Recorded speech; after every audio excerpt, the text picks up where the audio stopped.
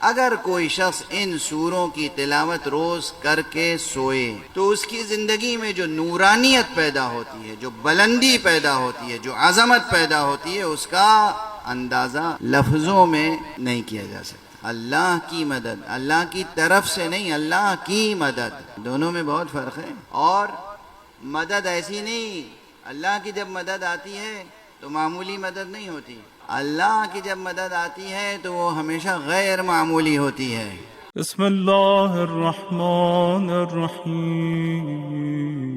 اگر دل دماغ مضبوط اور قوی و صحت مند ہو اور نفس صحت مند ہو اور قوی ہو، ممکن نہیں ہے کہ کسی ساحر کا سحر اثر کر جائے اور کسی جن کا اثر قائم رہ جائے۔ جن انسان سے پستر ہے، جن انسان پہ کیسے قابو پا سکتا ہے؟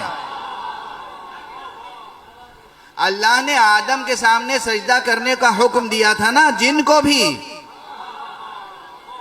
یا نہیں دیا تھا؟ اور ایک جن نے سجدہ نہیں کیا تو نقصان کس کا ہوا؟ آدم کا یا جن کا؟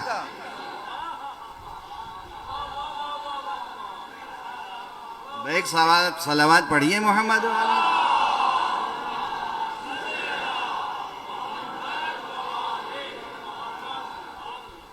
نوٹ کر رہے ہیں نا؟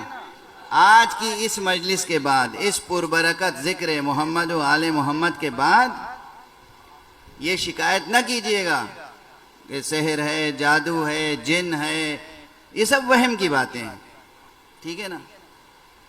یہ سب وہم کی باتیں ہیں۔ مومنین جن کے گھروں میں اذان دی جاتی ہو، مومنین جن گھروں میں نماز پڑھی جاتی ہو، جن گھروں میں ماتم کیا جاتا ہو، ماتم کے معنی کیا ہے؟ یعنی جن گھروں میں یا حسین کی صدا بلند ہوتی ہو، جن گھروں میں یا علی کی صدا بلند ہوتی ہو، مجال ہے کہ وہاں سحر اثر کر جائے یا جن اثر کر جائے؟ بالکل دل دماغ صاف کر کے اٹھیے گا، ذہن روشن ہونا چاہیے۔ ہیں ساحر ہیں دنیا میں، جادوگر ہیں، اپنی عاقبت خراب کر رہے ہیں، آپ کا کچھ نقصان نہیں کر پا رہے ہیں۔ جو ساحر سحر کرتا ہے یہ عمل حرام ہے، عمل یہ حرام۔ یہ علماء بیٹھے، ان سے پوچھے گا ساحر کی حد کیا ہے اسلام میں؟ ساحر جیسے سارق ہے، سارق یعنی چور۔ اب دیکھیے مجلس تو ابھی شروع ہی نہیں، ابھی تو تمہید میں ہوں میں۔ سارق یعنی چور، چور کی حد ہے، قرآن میں لکھی ہوئی ہے، اگر وہ شرائط پوری ہو جائیں تو انگلی کاٹ دیجئے، ہاتھ کاٹ دیجئے، قطع ید۔ قاتل کی حد ہے، جان کا بدلہ جان یا دیت۔ اسی طرح اور بعض جرم ہیں جن کی قرآن مجید میں حد ہے۔ ساحر کی بھی سزا معین ہے شریعت اسلام میں، ساحر کو کافر کہا گیا ہے اور ساحر کی سزا قتل ہے۔ اب اگر پاکستان جیسے ملک میں، اسلامی معاشرے میں، مسلم معاشرے میں، مومن معاشرے میں کوئی سحر کرتا ہے، ساحری کرتا ہے، جادو کا سہارا لیتا ہے اور اپنے مومن بھائیوں کو پریشان کرتا ہے، تو یہ سمجھ لے کہ اس کا ٹھکانہ کہاں ہے۔ واضح ہے؟ تو اس کا حکم کیا ہے؟ ساحر کافر ہے اور ساحر کی سزا قتل ہے۔ ساحر کی حد شرعی قتل ہے۔ تو ساحر اپنی عاقبت اور دنیا خراب کر رہے ہیں، کسی کو کوئی نقصان نہیں پہنچا سکتے۔ وہ مومنین اٹھتے بیٹھتے جو یا علی کہتے ہوں، ہمارا سلام ان ماؤں کو جو بچوں کو سکھاتی ہیں اٹھتے بیٹھتے یا علی کہنا۔ سمجھ رہے ہیں آپ میں کیا عرض کر رہا ہوں؟ ہمارے معاشرے میں اٹھتے بیٹھتے بچوں کو یا علی کہنا سکھاتے ہیں۔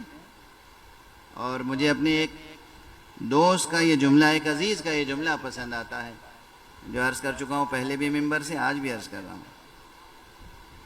ایک مومن نے، کوئی علامہ نہیں، کوئی خطیب نہیں، کوئی شاعر نہیں، ایک مومن ملا راستے میں، چھوٹا سا بچہ گود میں، اور کچھ ایسی گفتگو ہوئی کہ اس نے بے ساختہ کہا مولانا ہمارے بچے ماں باپ کا نام تو بعد میں یاد کرتے ہیں، پہلے تو نام حسین یاد کرتے ہیں۔ کس قدر عظیم ہے یہ تہذیب۔ جس تہذیب کے فرزندوں میں یہ ہو کہ وہ اٹھتے بیٹھتے یا علی یا حسین کہتے ہوں، وہ ساحروں سے ڈر جائیں۔ میں یہ اتنا وقت صرف کر رہا ہوں اس موضوع پر کسی وجہ سے۔ پورے معاشرے میں ایک مسئلہ ہے سحر جادو، ساحر کرتا ہے اپنا کام، لیکن آپ کے لیے اتنا سبب خوف نہیں ہونا چاہیے۔ نام علی، نام حسین، نام زہرا، نام مصطفیٰ، پنجتن کے نام اور قرآن مجید کی چند آیتیں، یہی سورہ مبارک ہے قل اعوذ برب الفلق، سورہ مبارک ہے قل اعوذ برب الناس، ہر طرح کے سحر کو باطل کرنے اور ہر طرح کے شیطان کو دور کرنے کے لیے کافی ہے۔ میں آج منبر پر آپ حضرات سے قسم دے کے کہہ رہا ہوں، آقا حسین کی قسم دے رہا ہوں، سحر جادو کا علاج کرانے اور جن بھوت شیطان کا علاج کرانے کسی خود ساختہ شخص کے پاس نہ جائیے گا۔ دکانیں کھلی ہوئی ہیں بے دینی کی، اور قوم کو اور معاشرے کو ضعیف الاعتقاد بنا رہے ہیں، کمزور سے کمزور تن بنا رہے ہیں۔ کسی کے پاس نہ جائیں۔ ہاں علماء متقین کی بات الگ ہے، جو علماء متقین ہیں، جو متقی علماء ہیں، سچے علماء ہیں، روحانی شخصیتیں، ان کے پاس جائیے، ان سے دعا پوچھ لیجیے۔ ورنہ آپ میں سے ہر ایک کو یہ دعائیں معلوم ہیں، کسے نہیں معلوم ہے یہ دونوں قل اعوذ برب الفلق اور قل اعوذ برب الناس؟ پڑھ کے اس کا اعجاز تو دیکھیے۔ اللہ کے کلام سے بڑھ کے کون تعویذ آپ کو دے دے گا؟ بھئی اللہ سے بڑی بھی کوئی شے ہے؟ اللہ سے بڑی بھی کوئی طاقت ہے؟ اللہ سے بڑی کوئی طاقت نہیں ہے، اللہ کے کلام سے زیادہ مؤثر کوئی اور کلام نہیں ہے۔ ٹھیک ہے؟ اور جب یہ بھی پڑھیں گے تو پھر آپ اپنی زندگی میں نصر اللہ کا بھی تجربہ دیکھیں گے کہ اللہ کس طرح مدد فرماتا ہے، اللہ کا کلام کس طرح مدد فرماتا ہے، کرتا ہے۔ عرض یہ کر رہا تھا کہ 7 سورے قرآن مجید میں ہیں جو سبح یسبحو سے شروع ہوتے ہیں۔ خود ان سوروں کی قرأت اور تلاوت بے انتہا اثر رکھتی ہے، بے انتہا اثر رکھتی ہے۔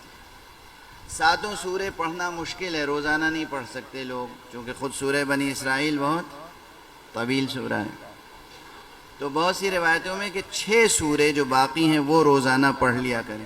یہ 6 سورے پڑھنے میں 20 منٹ لگتے ہیں، 20 سے 25 منٹ۔ جب پڑھنے لگیں گے روزانہ تو رواں ہو جائے گا۔ 20 سے 25 منٹ لگتے ہیں جو مسبحات ہیں۔ اس میں سب سے پہلا سورہ ہے سورہ حدید۔ سورہ حدید بھی مسبحات میں سے ہے، جس کا آغاز ہے سبح للہ ما فی السماوات والارض وہو العزیز الحکیم۔ دوسرا سورہ ہے سورہ حشر۔ کوئی آپ کا دشمن ہو، سورہ حشر پڑھ کے دیکھیے اس کا کیا حشر ہوتا ہے۔ سورہ حشر بھی سبح سے شروع ہوتا ہے، سبح للہ ما فی السماوات وما فی الارض وہو العزیز الحکیم۔ پھر اس کے بعد جو سورہ ہے وہ سورہ مبارک صف ہے۔ سورہ حشر کے بعد سورہ مبارک صف آتا ہے مسبحات کی ترتیب میں، اور وہ بھی اسی آیت سے شروع ہوتا ہے جس آیت سے سورہ حشر کا آغاز ہے، سبح للہ ما فی السماوات وما فی الارض وہو العزیز الحکیم۔ اس کے بعد آتا ہے سورہ مبارک جمعہ۔ سورہ جمعہ ہر جمعے کو سنتے ہوں گے، علماء نماز میں پڑھتے ہیں۔ بسم اللہ الرحمن الرحیم، یسبح للہ ما فی السماوات وما فی الارض الملک القدوس العزیز الحکیم، تو یسبحو سے شروع ہوتا ہے۔ ٹھیک ہے؟ اس کے بعد پھر ایک سورہ اور آتا ہے سورہ تغابن، وہ بھی یسبحو سے شروع ہوتا ہے۔ اور پھر آخر میں آتا ہے مسبحات کی فہرست میں سورہ اعلیٰ، سبح اسم ربک الاعلیٰ۔ یہ جو 6 سورے ہیں، سورہ حدید، سورہ حشر، سورہ صف، سورہ جمعہ، سورہ تغابن اور سورہ اعلیٰ، اگر کوئی شخص ان سوروں کی تلاوت روز کر کے سوئے تو اس کی زندگی میں جو نورانیت پیدا ہوتی ہے، جو بلندی پیدا ہوتی ہے، جو عظمت پیدا ہوتی ہے، اس کا اندازہ لفظوں میں نہیں کیا جا سکتا، نہیں بیان کیا جا سکتا۔ اب اس میں ایک بات اور ہے، اور وہ یہ ہے صرف 20 سے 25 منٹ لگتے ہیں۔ روایات میں ہے کہ خود آن حضرت صلی اللہ علیہ وآلہ وسلم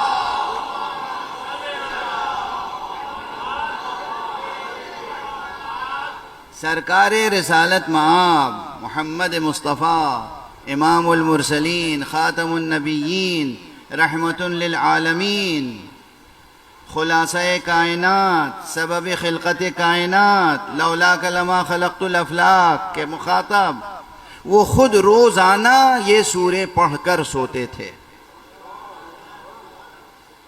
تو اگر کوئی اس نیت سے بھی پڑھے، یا اللہ ہم تو تیرے رسول کی پیروی میں پڑھ رہے ہیں، ہم تیری محبت میں اور تیرے رسول کی محبت میں پڑھ رہے ہیں، رسول اللہ پڑھتے تھے تو ہم بھی پڑھ رہے ہیں، بس باقی تو ہمارے دامن وجود میں جتنی گنجائش ہے وہ تو جانتا ہے، جو بھی عطا کر سکتا ہے عطا کر۔ کسی کریم کے در پہ جا کے اپنی حاجت بیان کیے بغیر خود کو اس کے سپرد کر دینا،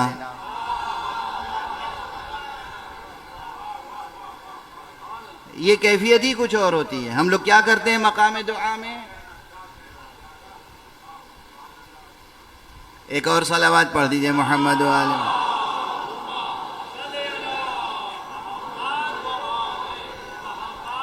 ہم لوگ مقام دعا میں کیا کرتے ہیں؟ اپنی طرف سے ایک حاجت معین کی اور پھر وہ حاجت مانگتے رہتے ہیں خدا سے، یہی ہوتا ہے نا۔ ایک تو ہم کیا، ہماری نالج کیا، ہمارا ویژن کیا، ہمارا کانسیپٹ کیا ہے، کیا ڈیپتھ ہے ہماری نالج میں، کیسا ہے ویژن ہمارا۔ ناقص انسان، جاہل انسان کتنا سوچ سکتا ہے؟ جیسا ہے ویسے ہی ٹارگٹ معین کرے گا۔ اب اللہ سے ضد کہ یہی پوری کر دے، میرے مولا یہ میری دعا پوری کر دے، میرے مولا یہ میری دعا پوری کر دے، یہ ہے نادانی کی بات، یہ ہے جہالت کی بات، یہ ہے بچوں کی سی نادان بچوں کی سی ضد۔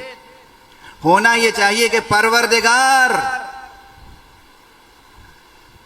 میں تیری تسبیح کر رہا ہوں، میں تیری حمد کر رہا ہوں، تو کمالات رکھتا ہے، تیری ہستی جامع کمالات ہے اور میں تو کچھ بھی نہیں رکھتا۔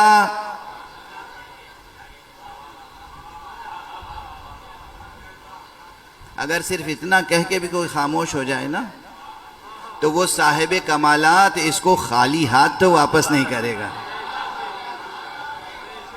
اور جب وہ دے گا اس کے مانگے بغیر تو وہ پرانی مسئل ہے کہ یا آدمی دے اپنے منہ لائق یا دوسرے کے منہ لائق۔ ہمارے دیہات میں لوگ کہا کرتے تھے جب ہم مانگیں گے تو وہ جو ہمارے منہ لائق ہے دے دے گا، جب ہم نہیں مانگیں گے تو اپنی ہستی کے مطابق عطا کرے گا۔